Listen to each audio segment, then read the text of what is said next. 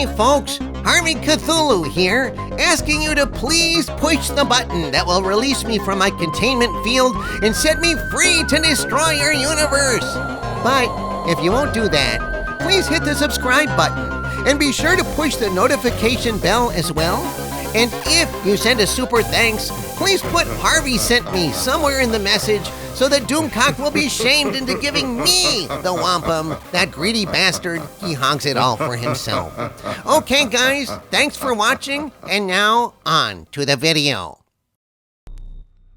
Folks, a few days ago, George Lucas destroyed any hope that Star Wars will ever be saved when he bent the knee to the very cultural vandals who killed it.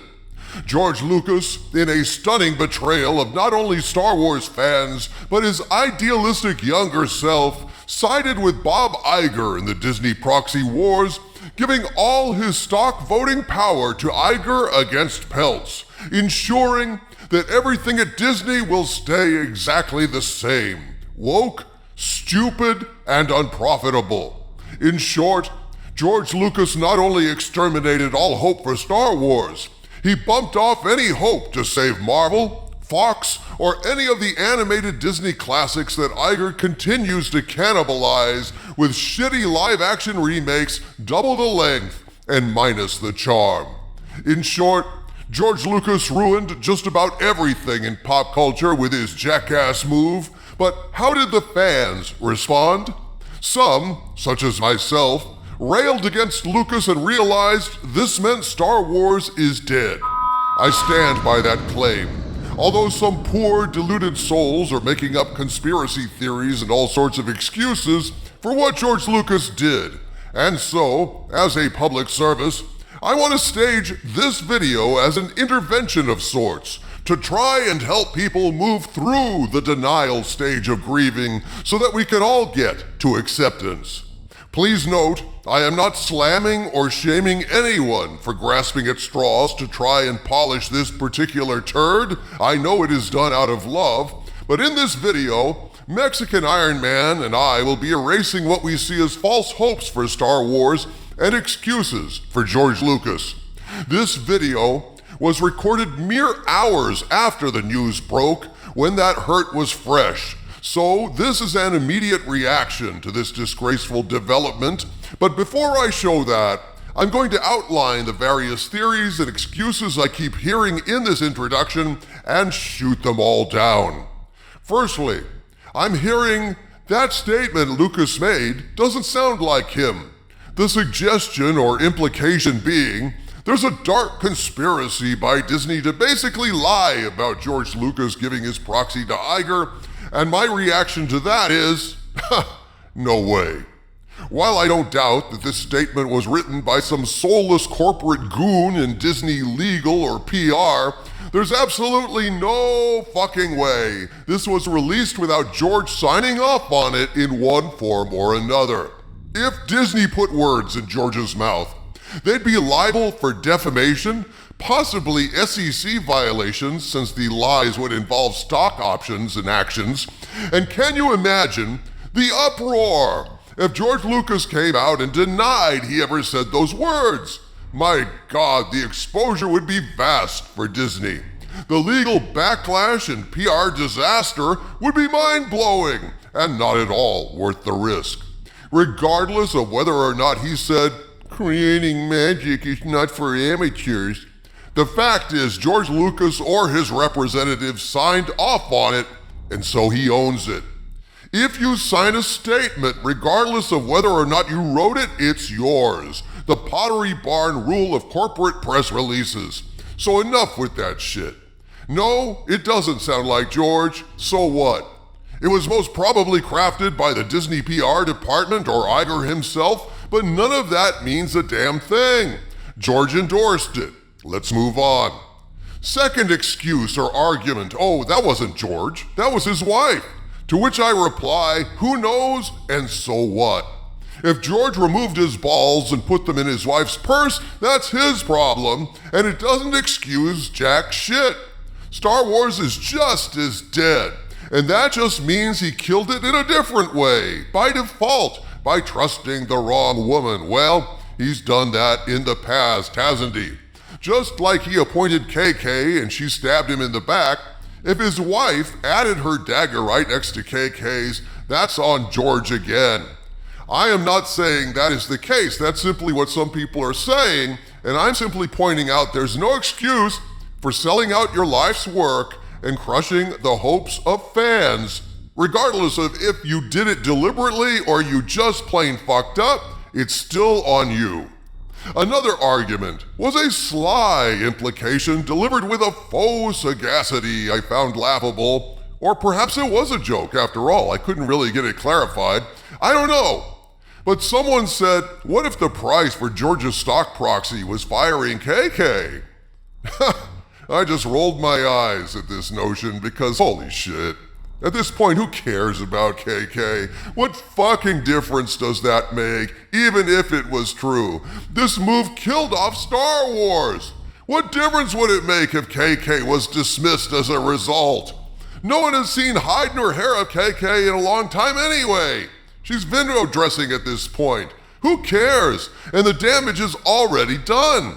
So even if it was some sort of trade, like, here's my stock proxies if you fire KK, it was an idiotic trade. Because it's not a cure if the operation kills the patient. So what? Okay, we got rid of the KK virus and the patient died on the table. Hooray! And there was much rejoicing in the land. Okay. Well, I will eye roll one more time. Now let's move on from that one. There's also speculation that someone has blackmail on George Lucas because, say, he took a trip to a certain island or some crap like that, and I happen to know that George would never do something like that. I'm not going to explain why. It's not my place to do so. It would violate George's privacy, but I'm just telling you he's not that kind of man, and I'll leave it at that. That's not it, folks. That's not the reason. I'm just saying. Finally, the other theory going around is George is not all there mentally. Well, again, in realpolitik terms, that doesn't change anything. Star Wars is still dead. But I guess if it ever became known that George was mentally incapacitated in some way, well, at least it might redeem him in a sense, but absent confirmation of that, I still blame him. I don't accept excuses. This betrayal dooms Star Wars, Marvel, Indiana Jones, all Fox properties, and God knows what else to shame and ruin, as Disney will now carry on sucking, losing money, and destroying pop culture just as they've done over the last decade, thanks to George Lucas's actions this week, throwing in with his buddy, Bob Iger, who screwed him over. And I am furious. Here, helping me work through my anger and despair that dark day, recorded mere hours after the announcement, was Mexican Iron Man, a recorded reaction mere hours after the news broke. Mike, what do you think? Well, I woke up to the news early this morning and caught the article when it was first released about an hour after it was released. It was released at 5:01 a.m. this morning Pacific time, and that's very deliberate, Doomcock, because that means they wanted it to hit the East Coast, which is where I'm at, early in the morning so that it would get picked up by the various media outlets. And picked up it was. It was covered on CNBC and a variety of other East Coast outlets. And certainly now that it's we're recording this now at 9 a.m. Pacific time, the West Coast is now waking up to all of this as well. So it was deliberately timed. Now, look, there's probably explanations for why George did this. I'm sure he has financial advisors. I'm sure he was pressured in. I'm sure maybe you could argue his health isn't, maybe who knows about his health? Who knows if he's even engaged? There are a variety of explanations as to how we got to the point where one, Lucas pledged his support for Iger and the board and against everyone else. And two, voted the shares. We're dealing with not only words, but we're dealing with money. He not only has voted with his words, but he's also voted with his money this day. And there might be a variety of explanations as to how we got to this point today, Doomcock, but let me tell you what there is not. Excuses. There is no excuse for this.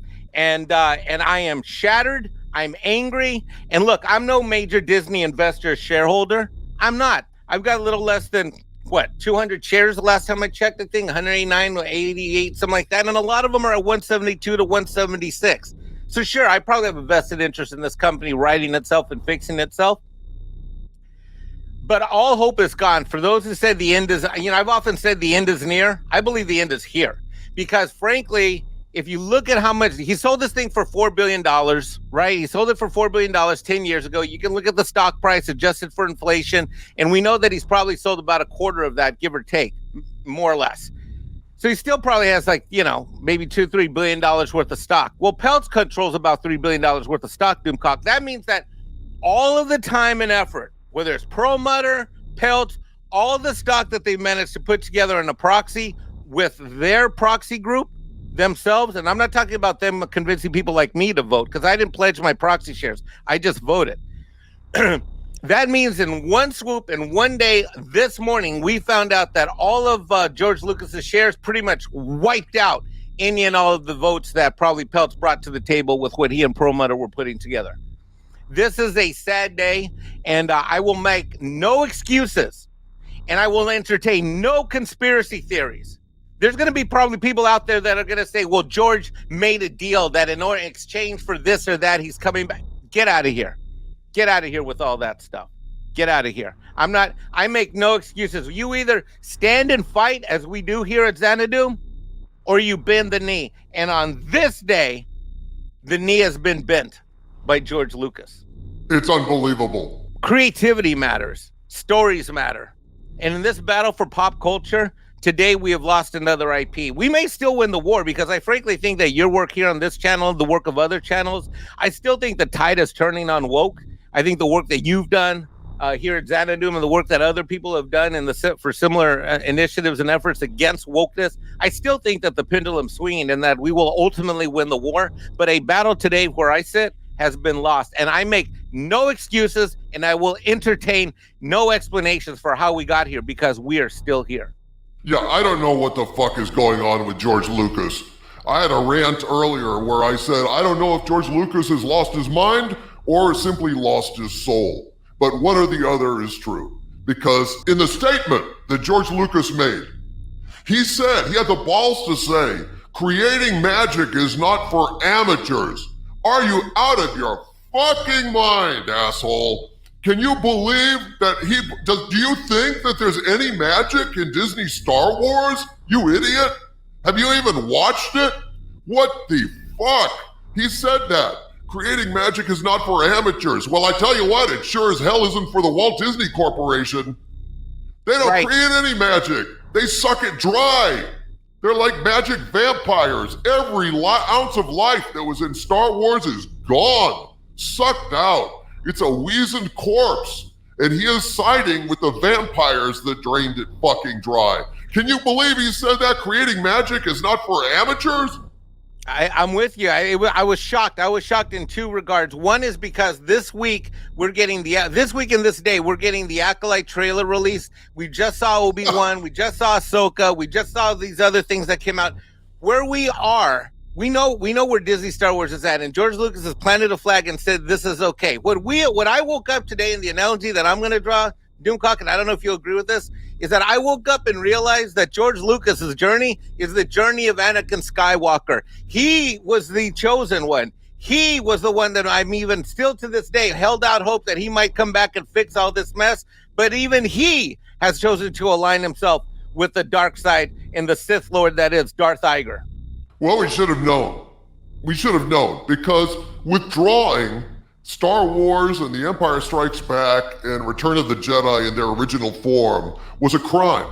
It was a crime not only against fans, but against basically American culture, against cinema itself. Yep. Stripping such a consequential, significant piece of cinematic history from the public domain, not only from the public domain, from public eyes, where you can only get it in a downgraded version.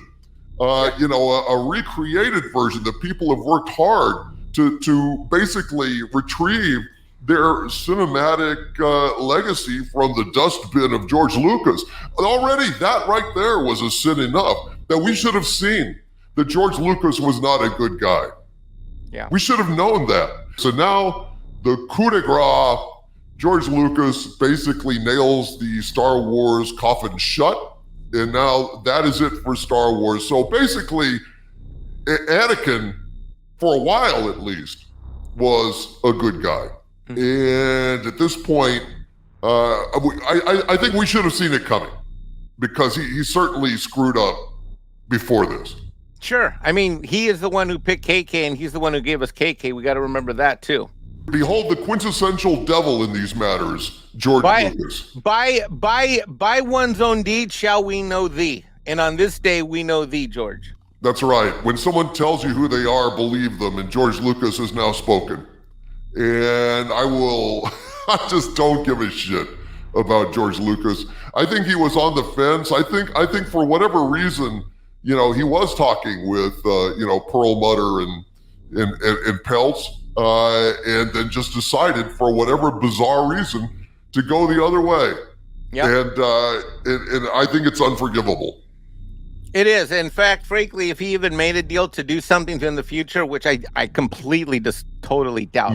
There's going to be people that'll entertain it. Even if he did, that tells you even more about him. So we here at Xanadu, one thing I've learned from you, and one thing that we do is we don't tolerate explanations or excuses. You either fight or you bend the knee. And on this day, I've seen one of my heroes that I grew up with bend the knee, and for that, I shall neither forget. And on this day, I choose not to forgive. Yeah, no, I'll never forgive George Lucas for this. As far as I'm concerned, his legacy is permanently soiled. This was really the last chance, not just for Star Wars, but for Disney, for Marvel.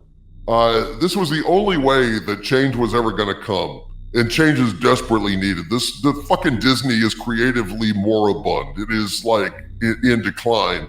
But just in terms of Star Wars, I guess ultimately what I would conclude with is this. If George Lucas, the creator of Star Wars, doesn't give a shit about Star Wars, then why should we? Well said. That's it. I mean, yeah. Star Wars is finished. We were fighting the fight for George Lucas. We were fighting the fight for Star Wars. We were carrying around, our backs are bent from carrying around George Lucas's water for decades, apologizing for the substandard prequel trilogy, feeling bad for him that Iger basically misled him about the sequel trilogy, but George Lucas doesn't give a shit. Fuck this. This is a dark, dark fucking day. It's just sad when you see somebody just betray everything that he stood for in his youth. He's betrayed cinema. He's betrayed Star Wars. He's betrayed himself.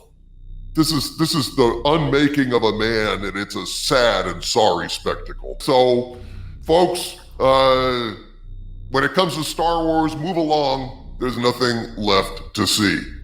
I can't believe it. I can't believe it. Well, that's how it goes. From the center of the earth, this is Dictor Van Doomcock bidding you all, my friends, stay fucking angry. It's really easy to do today. Thanks, Mike.